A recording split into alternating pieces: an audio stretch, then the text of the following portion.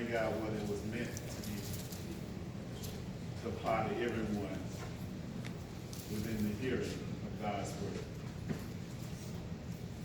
Matthew 15:21. When you have it, say amen. Amen. Leaving that place, Jesus withdrew to the region of Tyre and Sidon.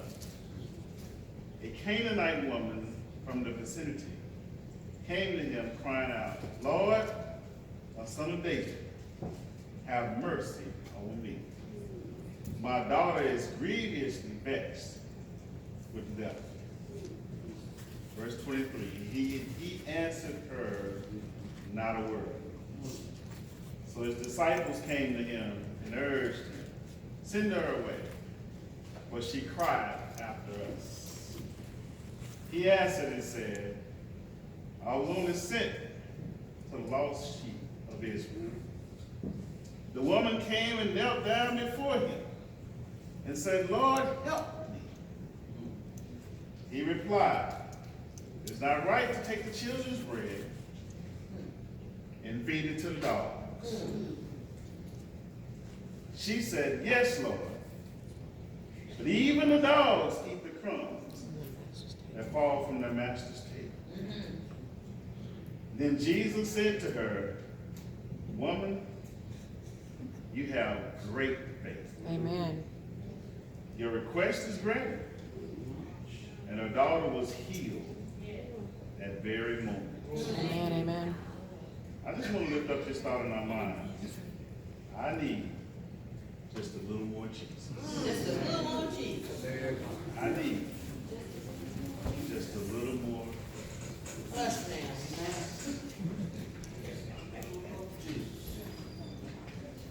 Faith. Hebrews 11. Substance of things hoped. The evidence of things not seen. Now watch this. We can't see the wind. But the leaves on the trees can testify that there is wind somewhere. In the same breath, you can't see God. But when you look up and you see the sun and the moon and the stars, you realize everything in this earth is rotating on. There must be a God somewhere. Without faith, it is impossible to please God. That means that your knowledge is limited. He has knowledge head and shoulders above us. Right. And all you have to do is believe that he is. And he said, you too can live with me forever. Watch this. Faith is not predicated on who you are, where you are, and where you came from, how much money you have. All of that has nothing to do with faith. Anybody can have faith. If you really look at it, it's kind of unfair. It's like you're the good son. You've been doing the right things all the time. You've been coming to church and you've been paying your tithes and doing all of this stuff. And here comes this heathen in. And all he has to do is have faith. And the Bible says he too can be with Christ. That literally means that he is pleased with anybody who has faith in him. Now here's our problem. We try to look at people and determine whether they should be with Christ. Right. We look at their past. If you have a bad past, then those of us in the church, we put a limit on what you can do body of Christ. We look at who your family is and how you grew up. But here's the problem, Brother Russell, faith is not physical. Faith is what connects you to God. You can be in the penitentiary and have faith. Right, right. Yes. You can be on your deathbed, Yeah. living as a criminal all your life. But one little ounce of faith can land you in heaven. Watch it. In this passage, it is not a Hebrew that Jesus is blessing. It is not a disciple. It's not a church boy that he's blessing. But it happens to be someone who we think has no business in the face of Jesus. But here's the problem.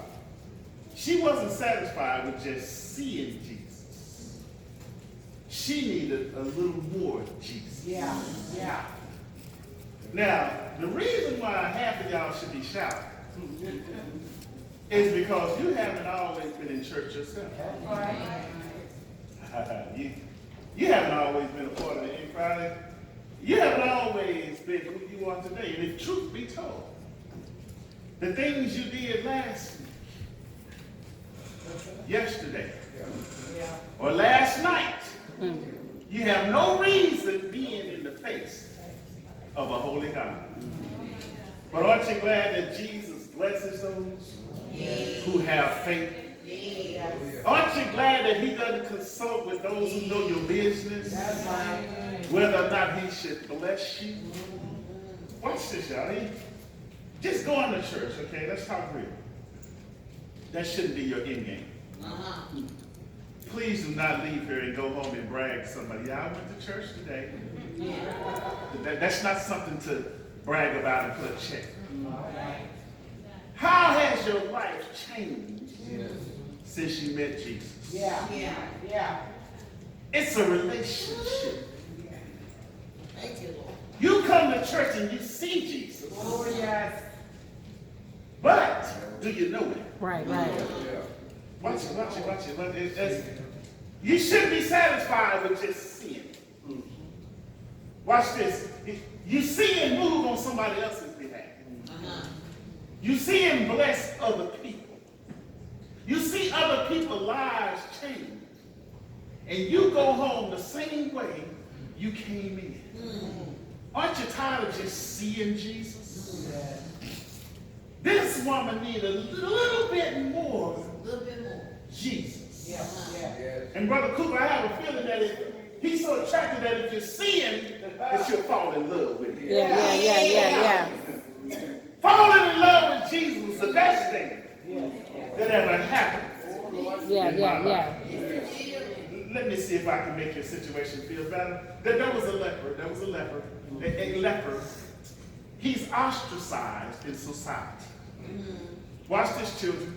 He can't come to church because of the way he looks. He can't come to church because sitting next to him, he might contaminate somebody. Yeah. He's ugly. He doesn't look the part. But he saw Jesus. Now, this leper is not supposed to even be in the presence of any human being. In fact, once he gets about 6 feet, he's supposed to shout, "Unclean, unclean." Yeah. Because of the things that's going on with him, he shouldn't be close to anybody. But yet, he comes to Jesus. And the Bible said he fell on the ground prostrate. And he said, "Lord, if you will, I know you can." Yeah. Oh, yeah. Faith. Yes. Watch this. Beyond other people's imagination. Yeah. Because I have a sneaky suspicion and a funny feeling that somebody was looking at him going, you can't go to Jesus. You can't even go to church, let alone be in the presence of Jesus. There was a centurion soldier, watch this, he's the captain. And he comes to Jesus, and watch this, he's looked at as an enemy.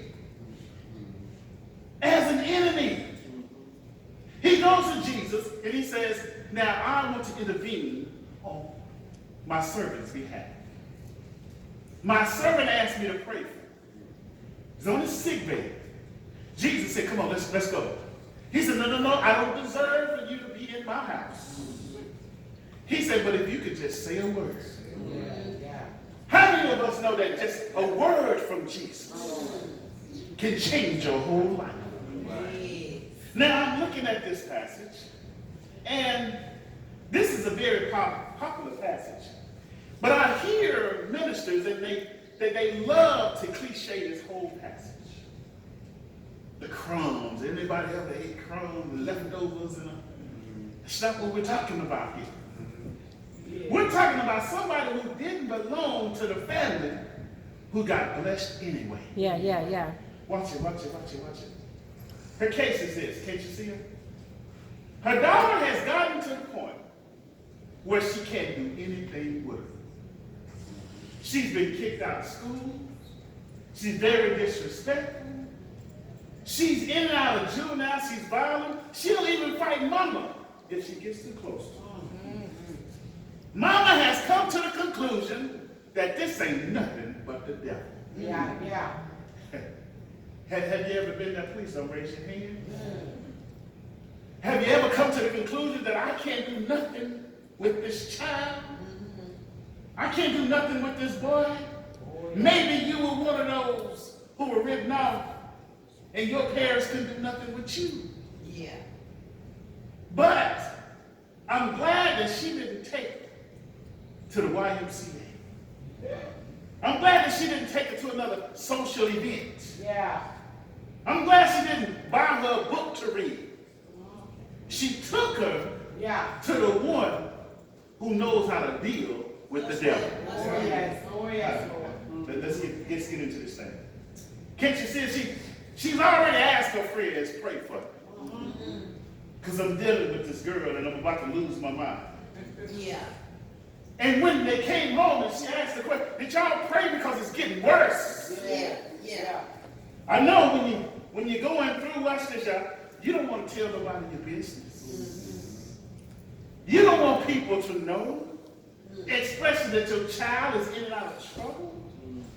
But there comes a time when things get so bad that you'll find yourself running to find Jesus. Watch this.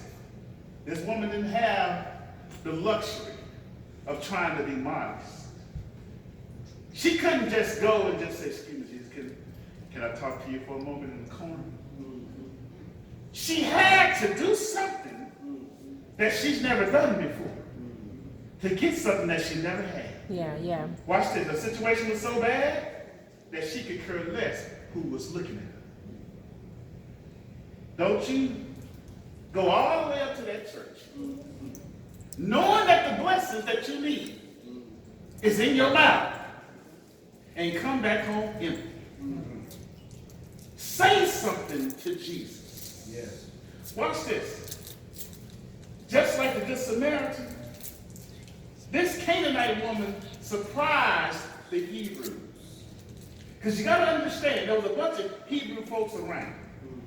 And she didn't belong in their presence. Watch this.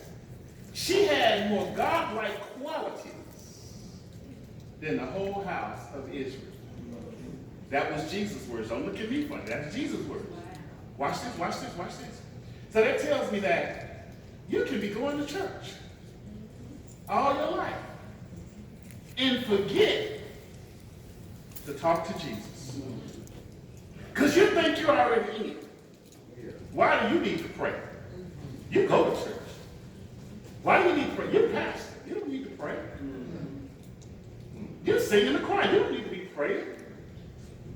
You're an usher. You're a leader at the church.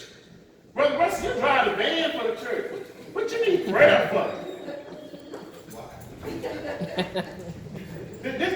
Jesus showed all of them up. Yeah. He said, all y'all been around me the whole time. I ain't heard from now one of y'all. But this woman, she talks to me. Now, true stuff.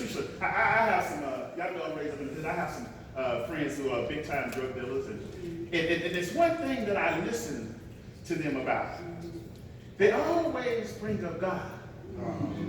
They always, some of them even say, well, you know, Pastor, I still go by pay rest, I pay my tithes. Because we got folks at the church who don't even think about God. They just want to go there and have a good time and leave. But here this criminal is out there hustling, doing his thing, but he say, every day I pray. Watch it. Here's the problem with the Canaanites. When Joshua led the children of Israel to the promised land, okay, Joshua and his men, they were supposed to destroy everybody in sight. But they didn't. They left some of the Canaanites and they allowed them to mingle with them. They left no pockets of Canaanites, and what happened was they started influencing them on their religion, and they started learning their way of life. Because this is what happens when you hang around folks you're not supposed to be hanging around with. Children. The folks don't act like you. They're not raised like you. They cuss. You don't. Why are you hanging with them? And so now you look up. The Old Testament says it best, from Abraham to Jeremiah. The God who dried up the Red Sea for them, they actually gave credit to other gods hanging around Canaanite folks. Watch this. Their enemies even believed in God more than they did. Okay, you don't believe me? I'm in Joshua chapter 5, verse 1. Somebody go to it. Here we go. Now watch what it says. When all of the Amorite kings west of the Jordan and all of the Canaanite kings along the coast heard how the Lord dried up the Jordan before the Israelites until they had crossed over, their hearts melted in fear, and they no longer had the courage to face the Israelites. So even though they didn't serve him, they knew, just like the children of Israel knew, that their God was an awesome God. This Canaanite woman is of that section. She's not supposed to be around Hebrews, let alone in the face of Jesus. But she teaches us three things, and I want you to write this down. The first thing she teaches us, that in order to be in the presence of Jesus, you have to humble yourself. For those of y'all who think just because my grandmother went to that church and my great-grandmother went to that church and now I go to that church, that I have stock in that church, that's not the way it works in the body of Christ. You have to humble yourself and have your own relationship. At some point, children are going to grow up. And if you don't teach them now, they won't know Jesus when they grow up. So watch this. Because you can't approach God any other kind of way. You need to humble yourself, not just when you come to church, but when you talk to God. Don't you be demanding anything. Everything is a blessing. Watch this. In reality, Jesus, he's not attracted to the high and mighty. Jesus is not attracted to denominations and all that. Jesus is attracted to folks who are hungry and humble, starving for the word. Watch this. Some folks who've been hanging around Jesus, they believe that they are Jesus. They say things that Jesus should be saying. They try to tell folks if they're blessed or if they're cursed, whether they belong to church or not. So here comes this woman. She minding her own business. Watch this. Just wanting to see Jesus. And the disciples could not stand her because she was worshiping in a way that they were not accustomed to worship. Okay, watch it. She's screaming all out in the open. We're dignified. We don't do that kind of stuff. She's seeing Jesus. Jesus, thou son of David, have mercy on me. Shh. Jesus has better things to do than to listen to you. Watch this. We tell you when to shout. The pastor would tell you when to say amen. The choir director would tell you when to stand up and when to sit down. When you come through these doors, you follow rules. If you get out of order, we have a problem with you. I don't care what goes on. If the pastor is doing something, shh, be quiet. I don't care if you're thinking about what happened to you and you start shouting, we're going to sit you down. That's in this church right here. Watch this. I mean, don't you scream the people at the door? Who let this person inside of here? And they don't know the rules of the church. Okay. She's not worthy to worship with us. She's shouting, Jesus have mercy on me. Don't you know she has to wait to the end of the sermon before she starts shouting? Before you start shouting, wait till the pastor says, "Won't he do it?" That's your cue to stand up and start shouting. I don't care what you're thinking about before that. Don't you get out of order. Watch this. Here's the disciples. The disciples, they got so arrogant. This is what they said. Read your Bible. Send her away. Yeah. For she cried after us. That's what they say. She starts shouting, Jesus, that's what they have mercy on me. Shut up. Jesus, get up out of here.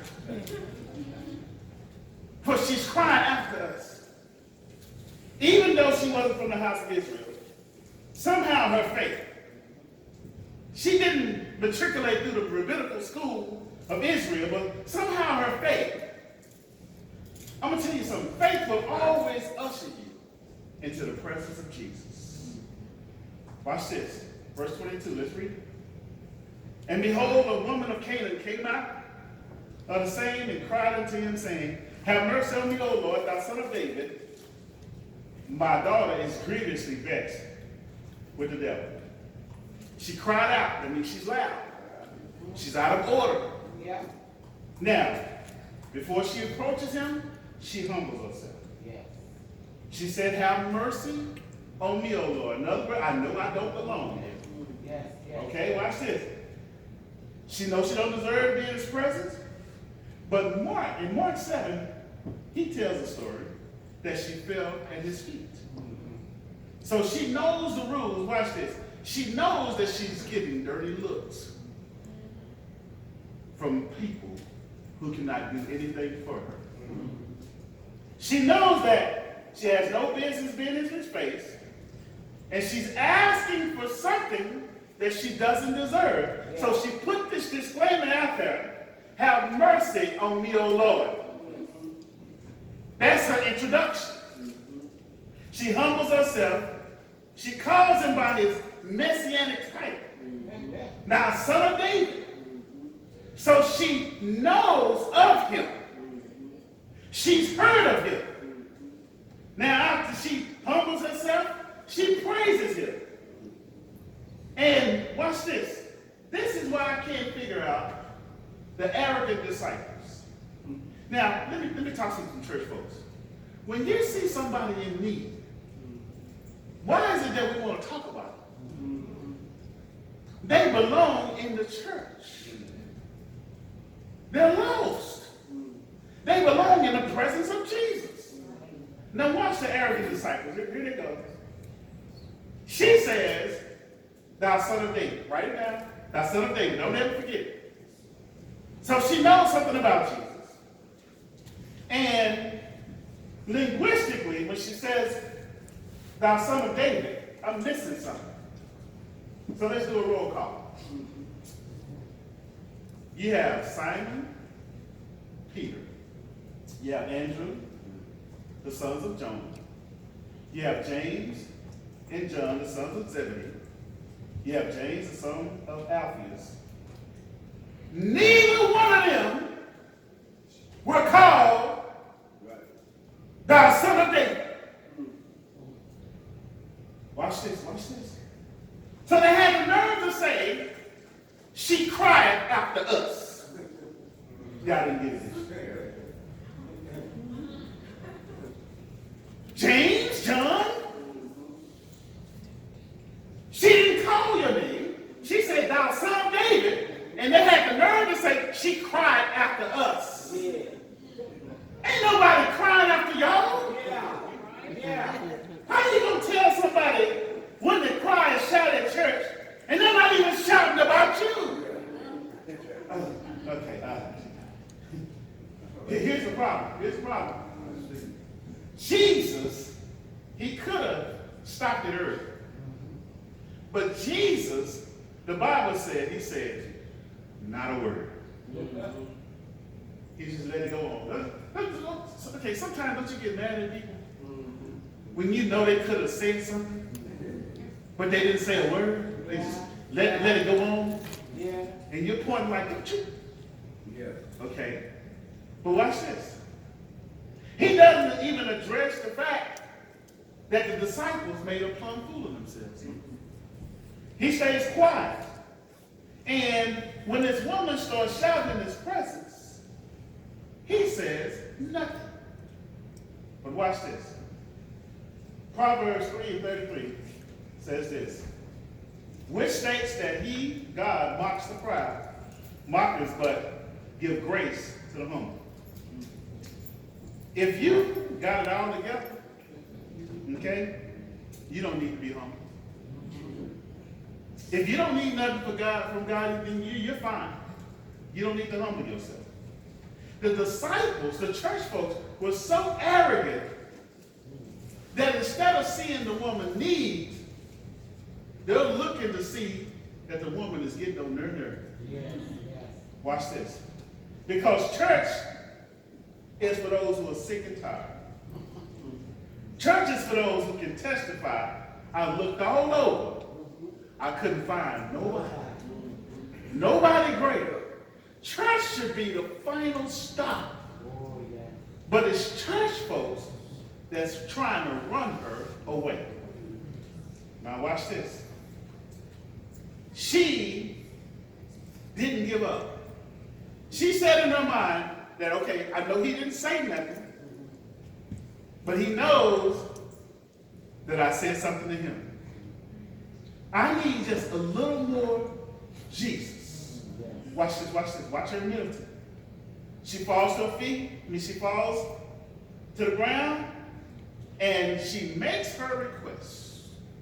What is her request? Watch this. She's asking Jesus to go into the depths of hell and go get her daughter. Do y'all see her request? You can't ask Brother Howard. You can't even ask me. You better not ask Brother Derek, nobody, to go down into the depths of hell and go get your child out of there. Watch this, that's an outrageous request. So she said, I know you're the God of heaven, but I don't need you in heaven right now. I need you in hell. That's how bad the situation is. Somebody left home ain't going to return back to hell. But if you can pray right now, just say a word, Jesus. He'll fix that home up and turn it around even before you get there. Right. Watch this. She said, Jesus, I said, today have mercy on me because my daughter is grievously vexed with the devil. How do you know that? Because watch this. 1 minute she's on a high. The next minute she's on a low. The devil got her thinking that right is wrong and wrong is right.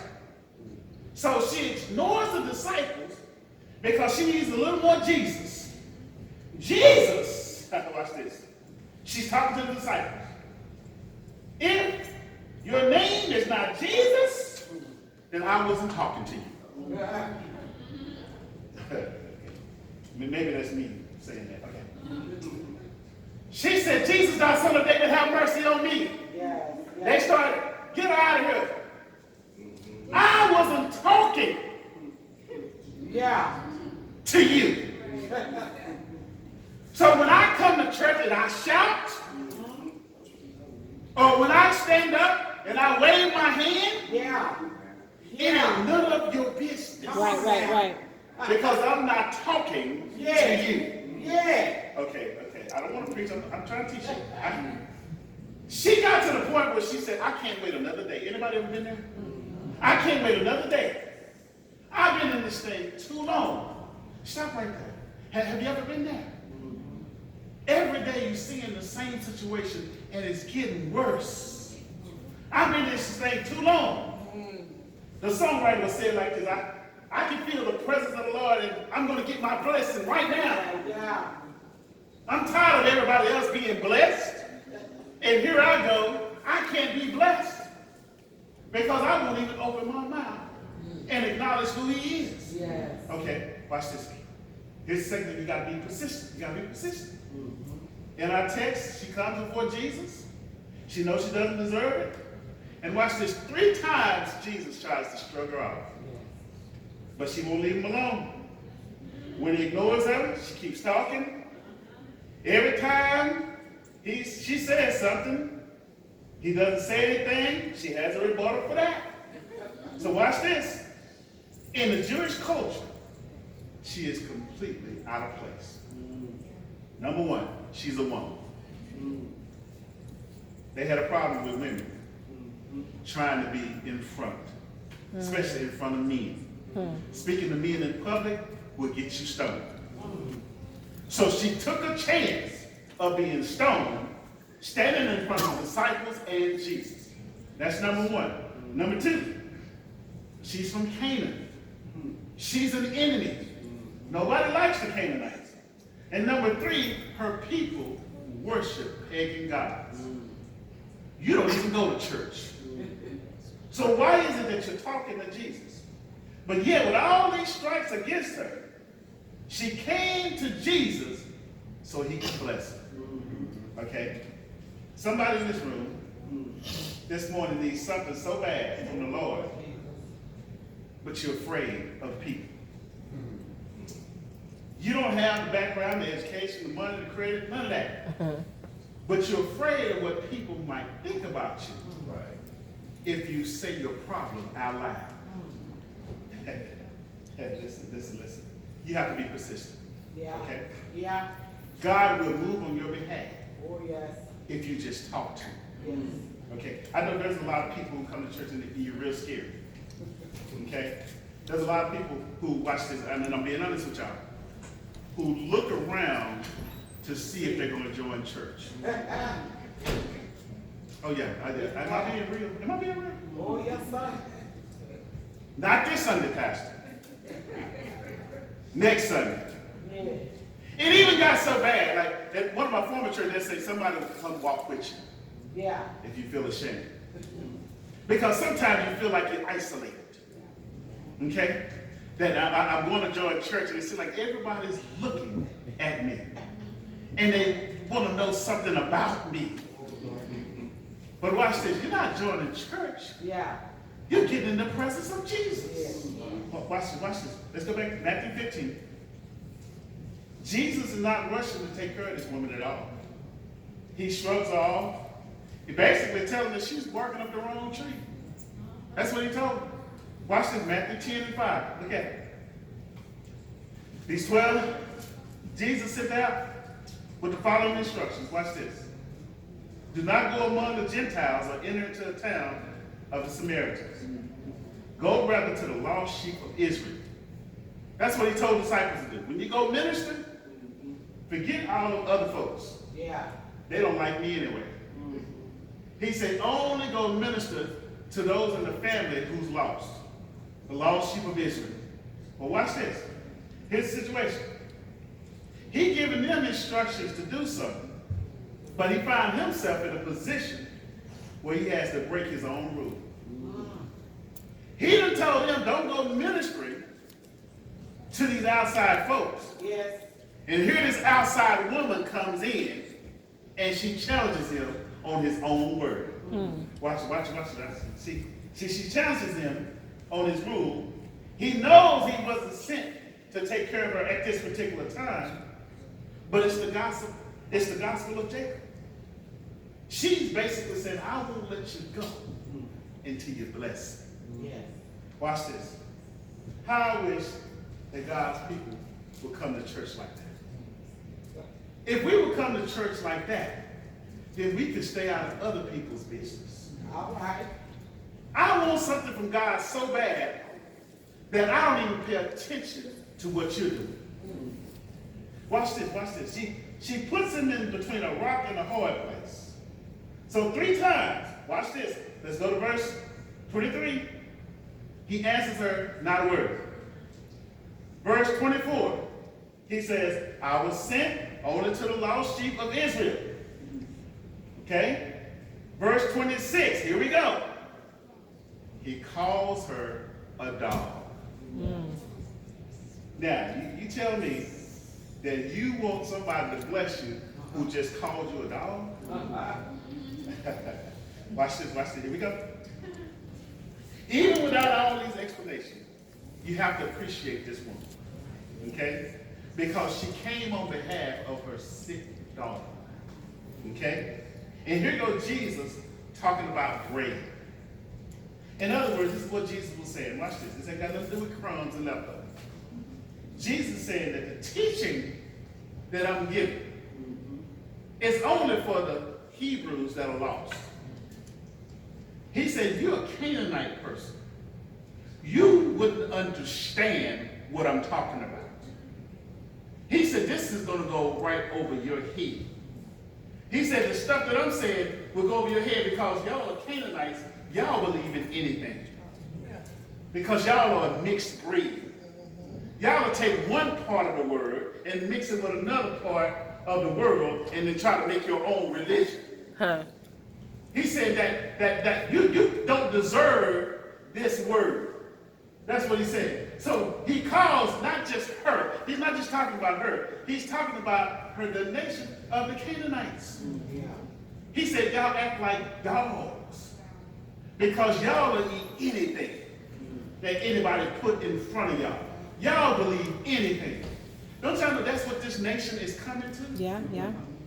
We can say something, somebody else can say something, all of a sudden it's twisted. Yeah. You look at CNN, you look at world news and all this stuff, you say, what in the world are we talking about here?